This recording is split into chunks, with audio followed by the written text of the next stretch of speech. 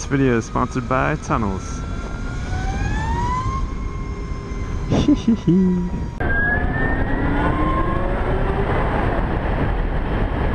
Welcome back to NewZeroland. So a few weeks ago I saw something on Electric. Actually, I have no idea when I'm going to finish this video, so I probably saw it months ago. But they were talking about Australia's EV tax and how it's basically a punishment for driving EVs and why it's going to hurt EV adoption and all that. But New Zealand's planning on doing this too, and a lot of other places in the world, so I want to talk about it. Because it all makes sense, but I feel like it could be done a lot better. So right now, if you drive a gas car, for example, in Wellington you're paying about $2.40 per liter of gas, which when you convert that into US dollars per gallon, it's just insane. But not all of that money you pay goes to the gas. A lot of it's tax built into the gas price.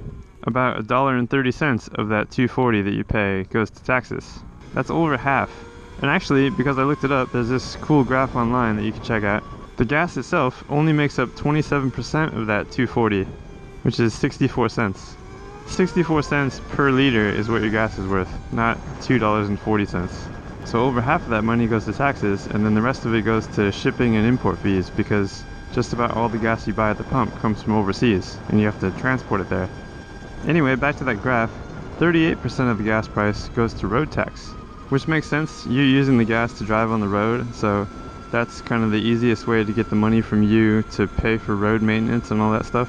If your car or truck runs on diesel though, they do it differently here. The tax isn't included in the price that you pay at the pump. You have to pay that tax later. They did it this way because imagine you're a farmer and you use that diesel fuel for like a tractor or something, and you're not going to drive your tractor on the road. So I guess they thought it was unfair to have to pay that road tax since you're not using the road. Farming is such a big thing in New Zealand, so it's kind of an incentive for you guys, I guess. So if you have a diesel and you drive on the road, to pay those taxes you have to buy these credit things. They're called road user charges, and you put them in your window to prove that you've paid your taxes. But you have to do this every 1,000 Ks. And for most people, these road user charges cost $80. So you have to pay $80 every 1,000 Ks, and you have to buy it before you drive. You can't, if you don't have it, you can't drive.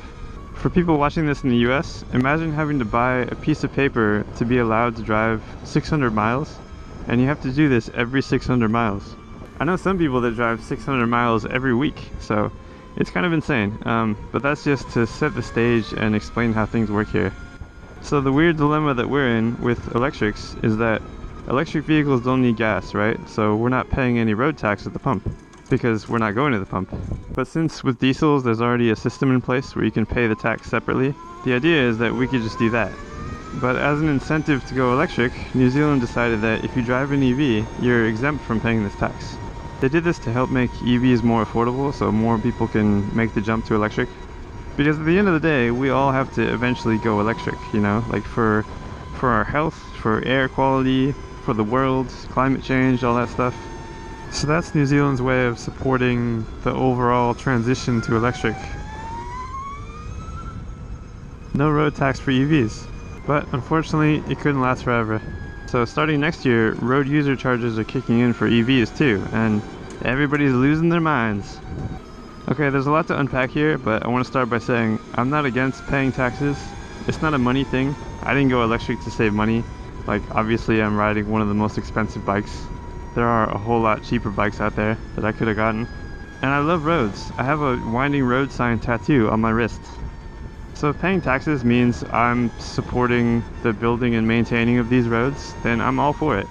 Because I ride on these roads, you know? But where is my money going? They recently redid the road that's leading up to my house, and this is what we got.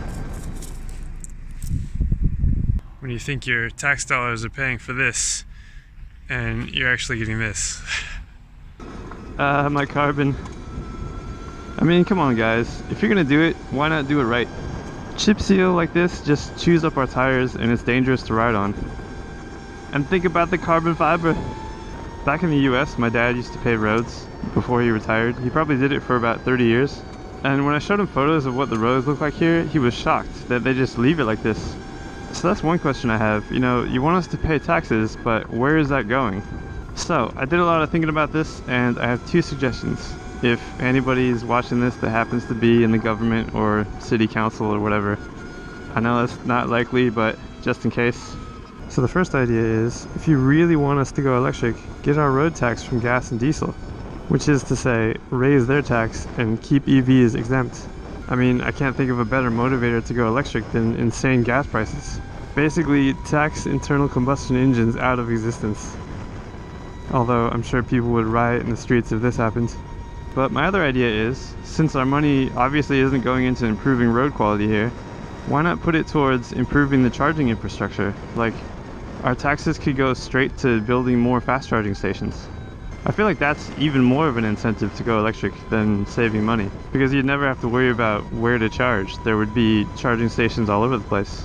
And you'd also feel maybe like you helped support that, like your money went straight into improving the future. Anyway, that's my take on road user charges. What do you guys think? Should EVs have to pay road tax? And what's the best way of going about that? And should electric motorcycles be taxed the same as cars? I mean, we have half the wheels. At the end of the day, I'm riding on these roads, and so my money should go toward, helping maintain these roads. Hopefully better maintained than they are now.